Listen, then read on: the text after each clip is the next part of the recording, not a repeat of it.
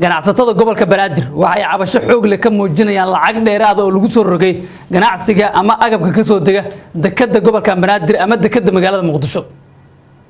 Shir jaraa'id oo Muqdisho ku qabteen xilli Ramadaan waxay sheegeen inay qaati ka taagan yihiin lacag sharci darro ah oo lagu soo rogay badeecadii dekada ka soo degi jiray albaabkana kama soo dejin karaan ama gaadiidku kama soo bixi karaan dekada Muqdisho ilaa lacagtaas dheeraadka ah la bixiyo taasoo ay ku tilmaameen inay tahay mid sharci darro ah. waa lacag shaqo abuur ah oo loo sameeyay xubno siyaasiyiin oo qaarkood baarlamaanka Soomaaliya ka tirsan yihiin iyagoo gurigooda jooga ayay lacagtan u dhici doontaa mana ahan mid sifa sharci ah ku socota ama mari doonta akoon dawladeed iyo xisaabaadka dawladda. Ganacsatadu waxay sheegeen inaysan diyaar u ahayn inay nooleeyaan shakhsiyaad isla markaana ay bixiyaan lacag sharci darro ah iyadoo aysan jirin wax sharci ah oo ay dawladdu ku qaadi karto. albaab kasta oo dawladda Soomaaliya oo arinta ku shaqo leh ayay tilmaameen inay garaaceen laakiin ugu dambeyntii waxa loo sheegay in aan waxba laga qaban karin. madaxweynaha Soomaaliya Xasan Sheekh Maxamuud iyo ra'iisul wasaare Xamse Cabdi Barre ayay baaq u direen waxay sheegeen inay diyaar u yihiin wax kasta oo sharci ah oo ganacsatada lagu leeyahay wixii garab iyo taageero oo dawladda Soomaaliya uga baahatan ay diyaar u yihiin laakiin aysan aqbalayn in shaqo abuur loo sameeyo shakhsiyaad lacagtii iyo hantidii ganacsatadana looga sameeyo maalgelin. waa kuwan ganacsatada gobolka Banaadir oo si isku mid uga soo horjeestay lacagta dheeraadka ah ee dekada Muqdisho lagu soo rogay. dekadii ganacsatada iyo dawladda u dhaxaysay oo ay dawladda canshuurta looga qaadayo ganacsatada canshuurta ay ku qaadanayso qasnadeeda ay wax ugu shubanaysay ganacsatadana badeecadeeda ay kala baxaysay dib badan ku yimid dekadu waxay isku bedeshay fawdo shakhsiyaad oo aanan sharci ahayn oo aan dawladda aan ka soconin oo lacagahaas ay qasnada dawladda aysan ku dhacaynin ayaa 24 saac carqaladayn iyo culayso ku hayo. waxa soo labeeyo dalberig la yiraahdo oo ganacsatada service ka qaadato oo ay heshiis ku galeen inay ku tenderkooda ay ku shaqeyso 24 saac nin allaala ninkii dekada dan kale ayadoo soo maraya wuxuu leeyahay ganacsatada ku tenderadeeda rikaatay waxaadna ku rikaataysaa lacagta noocaas ayagoo aanan bixinin inaadan shaqo u qabanin. ganacsatada gobolka Banaadir khaasatan inta kala soo degtay dekada magaalada Muqdisho badeecada waxa haysta xayiraad hantidooda lagu xayiray dekada magaalada Muqdisho maalintii labaad badeecadoodu waxay xiran tahay nimanka Turkida oo geed baski inay u jaraan diiday waxay xiran tahay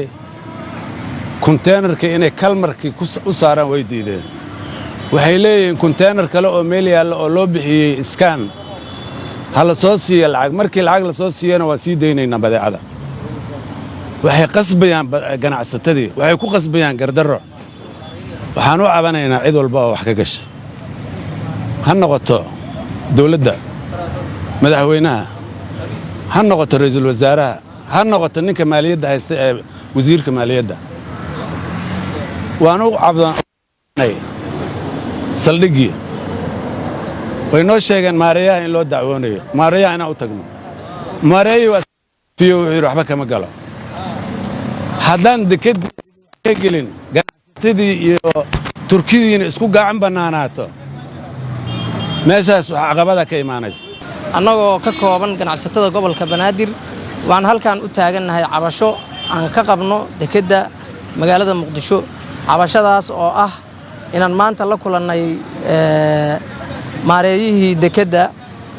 oo aan u sheegnay cabashada waxa aan ka cabanayno oo ah lacago dheeraad ah oo dekada lagu soo rogay oo aan dadka ganacsatada ah oo aysan qaadi karin culayskaas ayaan kala shirnay kadib markii aan la kulannana wuxuu noo sheegay inuusan wax uu ka gala aysan jirin hawshaas ayadaana inaanan kala hadlin waliba markii aan aad isugu celcelinay wuxuu naga codsaday inuusan hawshaas galaynin annaguna inaanan kala hadlin sidaas darteed annagoo ganacsatada gobolka Banaadir waxaan cabasho ka nahay lacagaha dheeriga ah ee dekada magaalada Muqdisho lagu soo rogay oo aanan awoodin lacagahaas in aan qaadno ama aan maaragtay alaabta dul saarno. waxaan joognaa dekada irideeda dekad saakayaan galnay waxeenina waa ka soo tagnay dekadii 2 maalin ayaan waxeeni bixi weynay waa ka soo baxan dekadii taaganahay dekad maanta laba xiran tahay waa bil Ramadaan waa soomanahay kuleel badan wuu jiraa daban garaan war furmi waayay waxaan ka codsanaynaa cid ay qusayso ma soo koobi karo cid ay qusayso inay dekadda maareeyaan muddooyinkii la soo dhaafay waxaa xoogaysanaya qiladhaanta ka soo baxaysa ganacsatada gobolka banaadir oo ah kuwa ugu badan ee canshuurta bixiya ama dawladdu siiya waxay ka cabanayaan hadduu mashruuc cusub oo koox siyaasiyiin iyo ganacsato ah la siiyey oo laga macaashay hantidii ummadda Soomaaliyeed gaar ahaan ganacsatadii lama oga tallaabooyinka oo qaadi doona madaxweynaha Soomaaliya Xasan Sheekh Maxamuud iyo ra'iisul wasaare Xamse Cabdi Barre oo ay fariintan si toos ah ugu socoto maadaama ganacsatadu ay sheegeen inay ogol yihiin wixii sharci iyo xuquuq ah oo ay dawladdu leedahay wixii looga baahdo oo tabarucaad iyo kaalmo ah maadaama dawladdu tabar yartaana ay diyaar u yihiin laakiin aysan ogoleen dad guriyahooda jooga inay lacag ka sameeyaan ganacsiga gobolka Banaadir